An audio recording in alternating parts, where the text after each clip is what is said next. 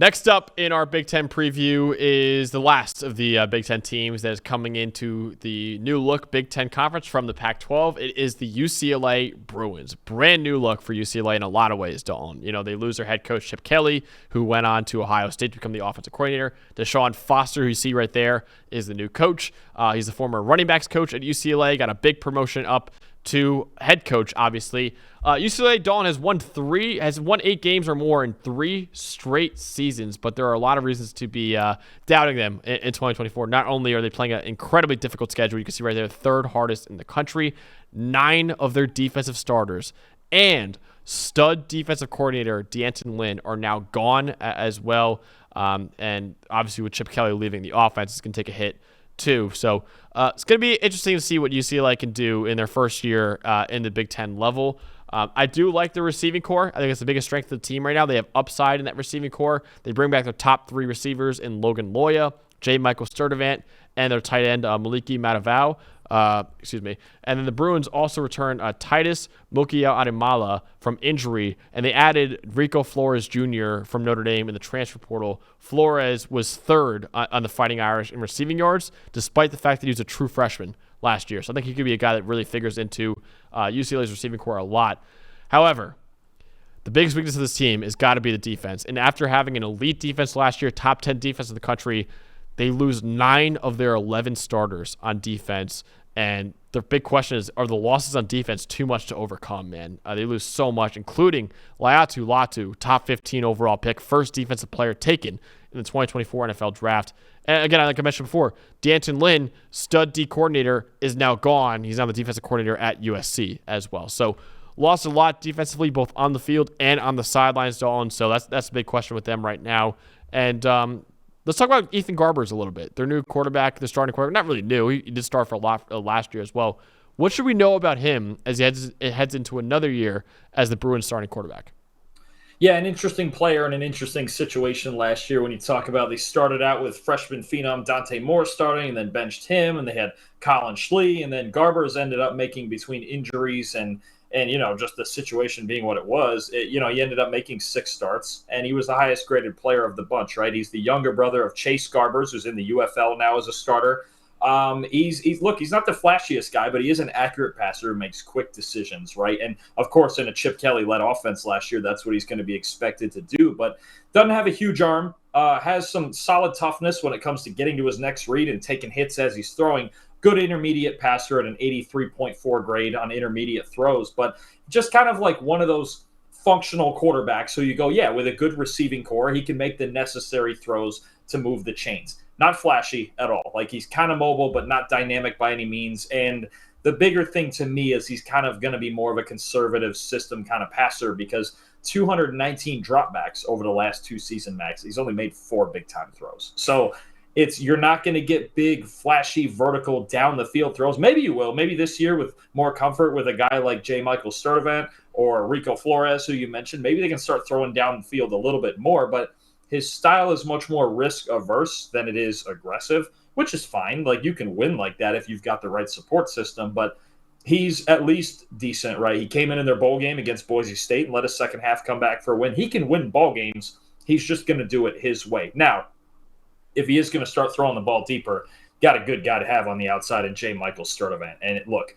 6'3", 205 pounds, 99th percentile athlete. He's going to be on NFL scouts' radars, right? The grades aren't overwhelming from last year, but he did catch 10 deep balls last year of 20-plus yards, which was 6 in the Pac-12. And you're talking about a loaded Pac-12 when it comes to receivers, Troy Franklin and Roma Dunze and all those guys flying all over the place in the Pac-12. So he has the potential to be as solid a deep threat as anybody in the country. And if they can get that combination kind of working along with Garber's ability to just not turn the ball over, then you start talking about something for UCLA's offense. But they have to really sync up, right? Like, Garber's just has to, especially for this team and this offense to win games, and with the step back that they are going to take on defense, got to take more chances down the field. But Sturdivant's the right guy to do that with. Yeah, he's got a high ceiling, man. I think he's got to cut down the drops that he's had last year, and he's got to continue developing as a route runner. But he has a lot of fans in the NFL draft community right now for just the high ceiling he's got as a deep threat with good size and great speed as well. So big fan of him. There's a lot. It's hard to find a defensive player to spotlight here, Dalton, with all the guys they lost. But I do like their linebacker, Oluwafemi Oladejo, who was transferred over from Cal after starting there for his first 2 seasons. Had the best year yet as a junior, man.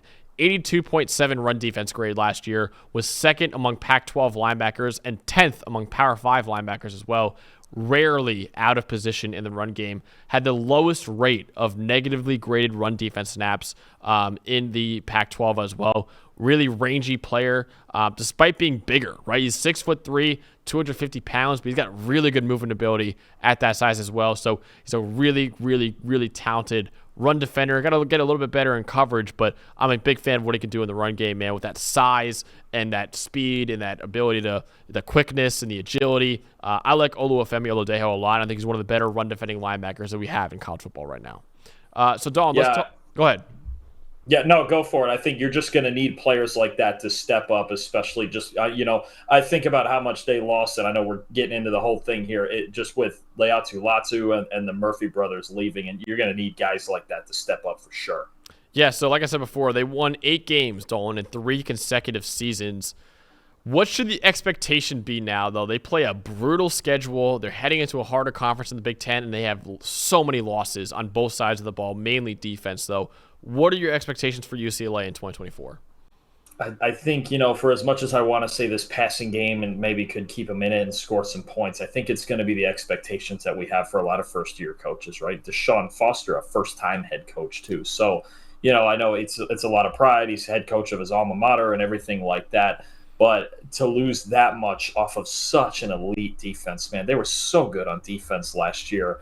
It's going to be tough. And then you have the adjustment of, going to a new conference and making cross-country flights to games and trying to make it all happen with Ethan Garbers, who I'd probably call something like an average quarterback, right? Like there's not a whole lot of plus right now when you look at the talent on their roster. Could they make it happen and shock people? Sure. But I'm kind of looking at this team more so as a long-term project. Maybe they make a bowl game. It's probably possible.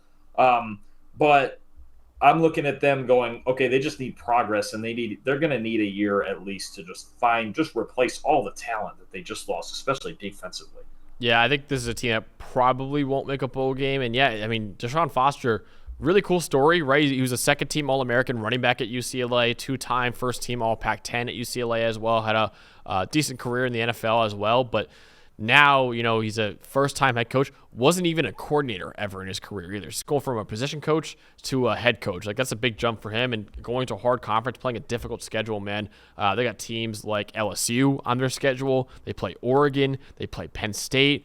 They play Iowa. They play USC. Like, they have some hard games on the schedule. So it's an uphill battle for him in his first year, absolutely.